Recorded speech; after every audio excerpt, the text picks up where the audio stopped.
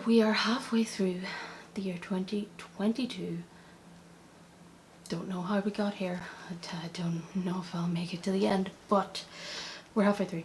And I haven't read as much as I wanted to for this time of the year. I did, at the start of the year, make a 50 book Goodreads goal, which might not happen, but honestly I've been enjoying other things, so I'm good with it. I haven't been doing any monthly wrap-ups because I just haven't been reading that much, so it just would have been like a 2-minute video of not much interesting to say. So I figured I would just stick it all in one video, and we'll do it again at the end of the year and see how close I got to the goal as well.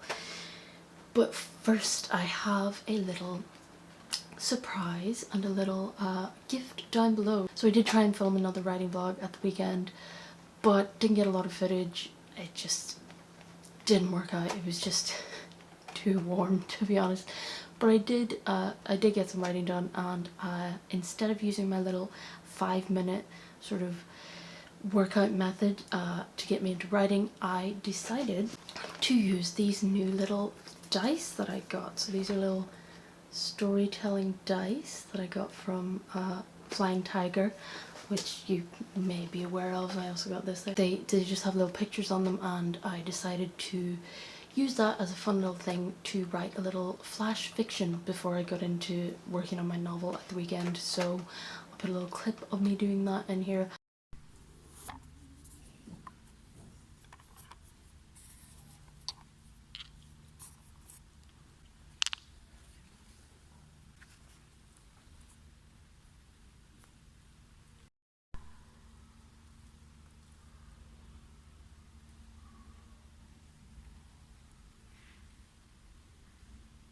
And the story is actually available right now. Down below in the comments, in the pinned comment, you'll find a little short story of about a cat who is quite hungry and who is also quite warm, so it's fitting. I have enjoyed most of the books that I've read, so as you can, oh well, there's a drink there. This is my graph from Goodreads. I'll put a close-up if you want to see it. This is like 2020, and it's been going down a little so far, so not too many this year, but I did manage, I think, at least 2 every month. So although no, one of the months I didn't read anything, but you know, you gotta do other stuff. So for January, my 2 books were Sleeping Beauties by Stephen King and Joe Hill, and The Haunting of Alma Fielding. I have spoken about those in previous videos. Sleeping Beauties, not so great. The Haunting of Alma Fielding was a non-fiction book, and I really enjoyed it, and I'm definitely going to pick up her other ones. So I read those like coming right after Christmas, and I was just kind of starting to get back into making videos and stuff after my hiatus. But I did kind of enjoy those. January was very much turning over a new leaf for me in terms of lots of different things in my life outside of booktube. In February, I picked up a book that had been on my TBR for ages, and a lot of people had said it was great. It personally wasn't my thing. It was Burning Girls by CJ Tudor, which I gave away as part of my big giveaway for April, and it went all the way to the Philippines, so I'm hoping that the winner of that enjoys it more than I did. I just thought it was a bit too much going on. I also read Nocturnal Salvation, which is the 3rd book in the vampire series by Me Mist. Have I made that up? My brain is melting in here. Great vampire series, great international, great diversity in the characters and in the setting, and also it isn't totally hinged on like some sort of romance, which is fantastic. It's got platonic love, it's got sisterly and familial love, and there's some really great friendships in there as well. So I really like that vampire series, and there's one more coming up that I have to read too. In March I also did Dos Libres. I'm trying to learn Spanish. I haven't learned what book is yet. I should get on that. So in March I was getting back into my list of reviews, books that I promised to review. The ones that I read in March were Plague Birds, which is a YA dystopian futuristic novel. I quite liked it. And Diaries of the Damned, which was a set of short stories that I thought was actually fantastic. There was comedy in it. Each story was predicated on this huge fear in the character's life, and I really liked it. I really liked that short story collection, so you should definitely check that out. So that was February and March for me. That's when I was getting out, being more social, so I guess that's why I wasn't reading so much, because I was able to actually go outside again and had the mental fortitude to actually speak to people and to realise that I can speak to people as well.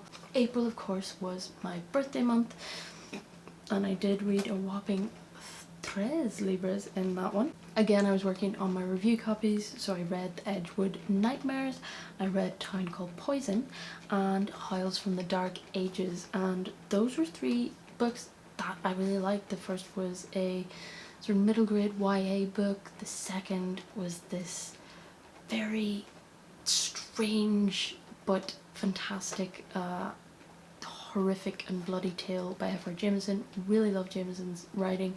And Howls from the Dark Ages was a fantastic short story collection based in medieval times and the Dark Ages, but that had so much diversity and so many different themes going on in it as well, so I really enjoyed that one too. A good birthday month reading for me, I think. So in May I managed to read 6 books actually.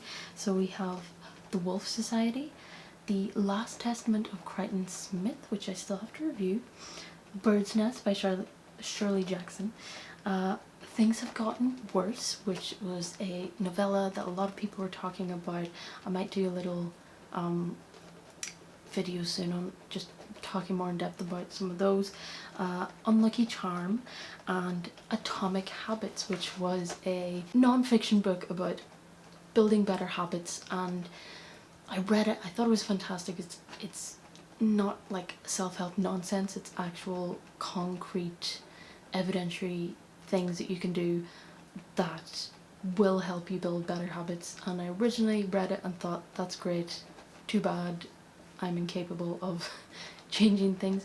But I have actually been doing better in my sleeping habits and in my writing habits especially, and some of the stuff in there is really good little sort of psychological tricks to kind of get yourself into a mindset of the person that you want to be. So one of the things is to think, would the person I want to be do this? So if you want to go to the gym, it's like, I want to lie in, but you're like, would a gym person lie in now?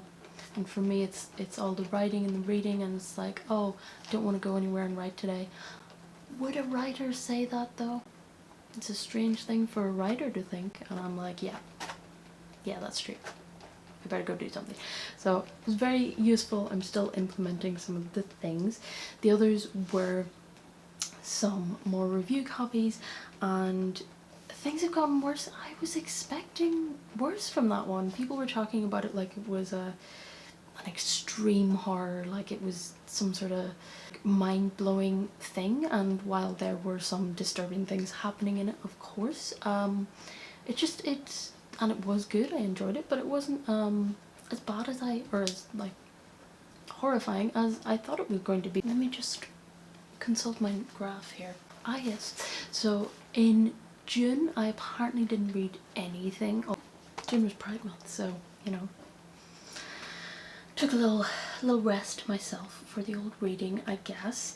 But in July, which it currently is, I read Hangusman by Shirley Jackson, which I'm still sort of digesting. I have started 2 other books. I picked this up the other day just because it was the nearest thing to me. It's The Beresford by Will Carver.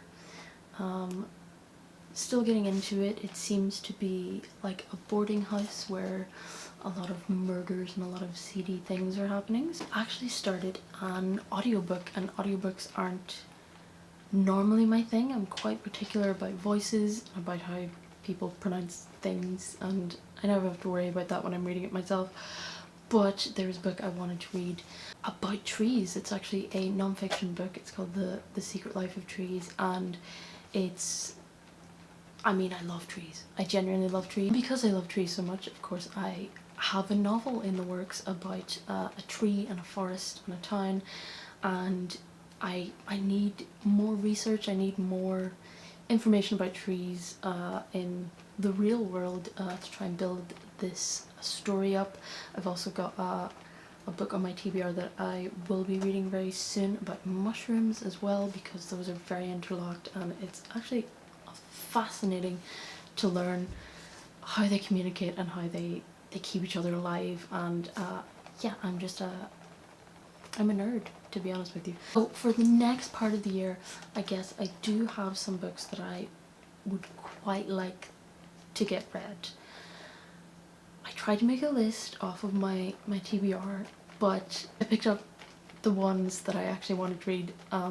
My eyes are always bigger than my stomach, so looking at how things have gone so far for the year, and if we're thinking of 2 books a month, I already read for July. I have those 2 books that I'm reading currently for July. That's August, September, October, November and December is left, so that's 10 books. So 10 books that I want to read before the end of the year are, so I actually picked 11 physical ones of my physical TBR. If you're wanting to do a couple of reading vlogs of different authors whose books I have a couple of, so we're going to aim for that. We're going to aim for 11, which currently I'm sitting at 16 out of 50, so that would, give me a second, that would bring us up to 27, I believe, which isn't bad, and who knows, I might read some more in the meantime. First 2 of my physical TBR I wanted to read are going to be a part of my Junji Ito reading blog. So we have Uzumaki and we have Ramina. Also have Grady Hendrix, and for that I have 3. So I have Horror Store, I have My Best Friend's Exorcism, and I also have a lovely hardback of Final Girls Support Group. I also have the James Herbert Ash series. I have all 3 books here. We have the one called Ash, the one called Haunted, and Ghosts of Sleeth, and I've looked it up so many times what order they go in. I keep forgetting. I'll have to look it up again. It sits with its face out looking directly at me, and I wanted to read it for so long. It's Ruins by Scott Smith, that a lot of people have said is good, so I'm hoping for a lot. And last but not least, I have been going to the library a lot to write, and being surrounded by all these books that I could totally just read for free, it makes me want to take a lot of books out and have a little library haul. But unfortunately I'm too mortified because I took this book out in October, I think, of 2020, and I have not only not read it, I haven't returned it either. It's actually been so long that the library I got it from has now been demolished. I think they're rebuilding it, but yeah, so I have a terrible fear that if I try and take a library book out or try and use my library card at all, there's going to be like red flashing lights and sirens and someone's going to look at me sternly. But I did want to do a comparison, or I think I was doing a video series of vintage reads that I feel like I should have read before but haven't. So I haven't read a lot of Poe, and I haven't really read much Lovecraft either, so I was gonna read all of their collected works, because why make anything easy when you can make it as hard as possible. So I really do want to get this done soon and get it return to the library so that I can avail of more of their services as well. So hopefully with Grady Hendrix and James Herbert and Junji Ito and the Scott Smith book and this, that will take me up to December, and I think that will be, considering how chunky these books are as well, I think that will be a pretty good reading year for me. It's done like 2 minutes ago and I'm already losing my mind.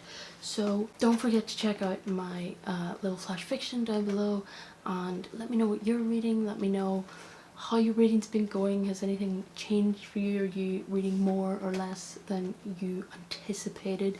If you've got a reading goal for the year, let me know what it is. Everyone is different anyway. There's people who are doing minimum 200 a year and there's people who are really excelling at getting 2 read a year, so we're all just competing against ourselves here and it's all good. So let me know what you are up to and I shall see you in the next video.